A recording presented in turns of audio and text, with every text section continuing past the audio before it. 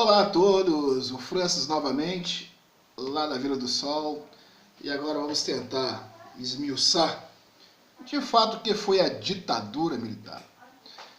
E antes mesmo de darmos entrada na ditadura militar, é só para a gente entender o contexto da ditadura militar, vamos só deixar o porquê, né, respondendo até mesmo a pergunta de questão 3, a questão 3 do nosso trabalho, né? O que motivou ocorrer a ditadura militar, o golpe militar de 1964. De fato, o percussor principal desta fatídica ditadura militar, o golpe militar de 64, de fato foi a forma irresponsável que Juscelino Kubitschek fez no seu governo daqueles 50 anos de progresso em 5 anos de governo.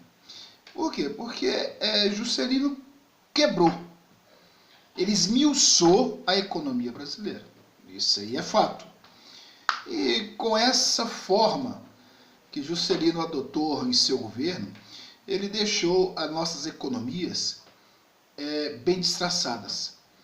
Tanto é que na página 28 do texto básico, no último parágrafo, eles nos remetem, se me permite, eles remetem que foi esse desconcerto financeiro do setor público durante o governo de acabou sendo um dos principais responsáveis pela crise econômica no governo de João Goulart e de Jânio Quadros, o que culminou o golpe de 64. Então, assim, é só para a gente entender sobre essas duas personagens do golpe, que foi Jânio Quadros e João Goulart. Jânio Quadros foi vereador, deputado, prefeito de São Paulo, governador, sobre ele disputa a presidência paulista, conquistou grandes popularidades. João Goulart foi deputado estadual, deputado federal, se afastou do mandato para se tornar secretário. Então, sim, era todo uma estratégica, pessoas preparadas para assumir o governo. Mas as promessas de governo, elas vêm e são cobradas por uma sociedade que, infelizmente, hoje, na atual conjuntura que nós vivemos, nós não temos essa cobrança por parte da sociedade. Então, assim, naquela época, a situação financeira ela estava tão difícil que o golpe de 64 foi consequência de várias questões que tomavam conta da nação. Nos anos 60, a economia brasileira está corroída por uma onda de desemprego, inflação e queda de investimento. Além disso, o populismo entrou em crise ao perceber as reivindicações concedidas aos trabalhadores não poderiam ser impostas sem primeiro atender os interesses das elites. Por último, devemos ainda destacar o apoio legislativo, o apoio logístico militar dos Estados Unidos às nações militares brasileiras. Gente, eu chamo a atenção a vocês que se fizermos um comparativo da economia brasileira em 1960 e fazer um comparativo da economia brasileira nos dias atuais, corremos um sério risco de uma intervenção militar. Sim, e falo em claros e bons sons. Corremos sério risco de uma intervenção militar. Hoje estamos com a política desacreditada. Hoje temos um governo que 78% reprova. Hoje temos um governo que ninguém aprova a forma de governo.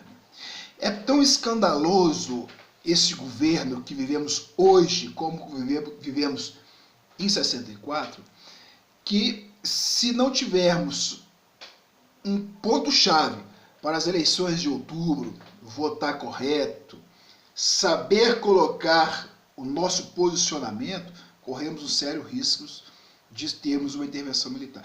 E lembra vocês que o que causou a intervenção militar, o golpe militar em 64, não ocorreu em 64. Ocorreu no governo anterior de Juscelino Kubitschek. Então, assim, é só para que a gente tenha um paradigma. Então, respondendo à questão, de fato, o que aconteceu, qual que foi a base fundamental que alicerçou o golpe militar, foi a economia, foi o desemprego, foi as reivindicações dos trabalhadores que não podiam ser atendidas. E os militares, eles olham isso de uma certa forma, que eles tomaram o poder, simplesmente tomaram o poder.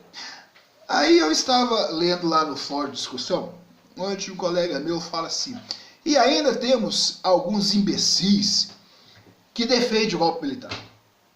Caro colega, quando analisamos o golpe militar na íntegra, devemos analisar ele de todos os aspectos. Politicamente, financeiramente e socialmente. Tivemos algumas perdas no golpe militar? Sim, tivemos. Claro, não discordo de você, tivemos sim. Tivemos várias baixas, várias mortes, tivemos alguns direitos cassados. Mas para que se reorganize uma nação, é necessário às vezes o pulso forte. E eu me lembro o seguinte, papai nasceu em 1930. Papai trabalhou a vida inteira no DR, Departamento de Estrada de Rodagem. E aí você perguntava papai tem 2 anos que faleceu. Você perguntava papai o seguinte, papai, como foi a vida do senhor quando no regime militar? Ele falou, meu filho, para mim não alterou nada.